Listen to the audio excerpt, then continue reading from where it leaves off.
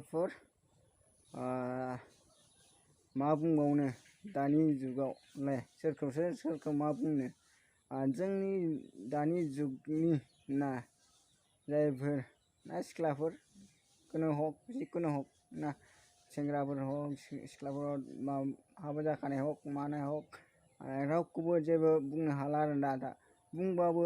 थेवबो मानिया आरोना मानिनो थाखाय बेखौ मोनसे बुंब्लाबो लाया माया जागासिनो आरोना बैफोरबायदियावल' मा नोजोरा थांगासिनो दं आरोना नोंथांमोनाबो जुदि नुयोब्ला बायसेन्सआव नुयोब्ला बुंबाबो लायाब्ला माबा मोनसे एक्सन लानाया गाहाम आरोना जोंनि बर' हारिनि जानानै आं बुंदों आंनि फारसे बुङाखै बेबायदि थासारिया सोमजिबाय थायोब्ला जोंनि बर' हारि एबा बर' समाजानो गुबुंले जागोन आरोना बयजोंबो मा मुगैजानाय जागोन आरो यार मुगैजाखानायखा ना बेबो मा बहुद भाइराल जागासिनो आरोना दिनैहायसिमबो दाख्लै जानाय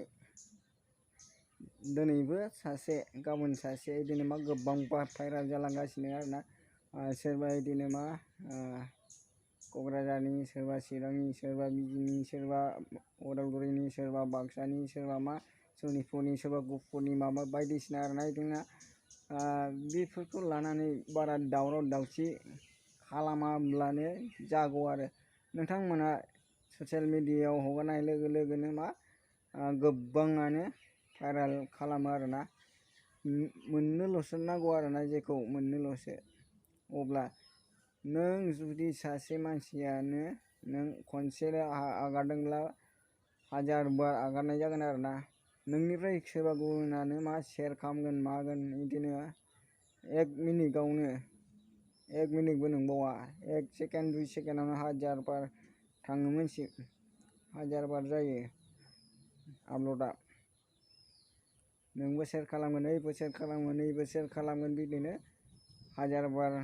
शेयार जाबानो गैला ससियेल मिडियायाव गोसारनो थाखाय मा 1 सेकेन्डबो नाङा दै मानसिनि फेमास जानो थाखाय 1 सेकेन्डबो नाङा बिनिखायनो नोंथांमोना सानै हयै खामानिखौ माव।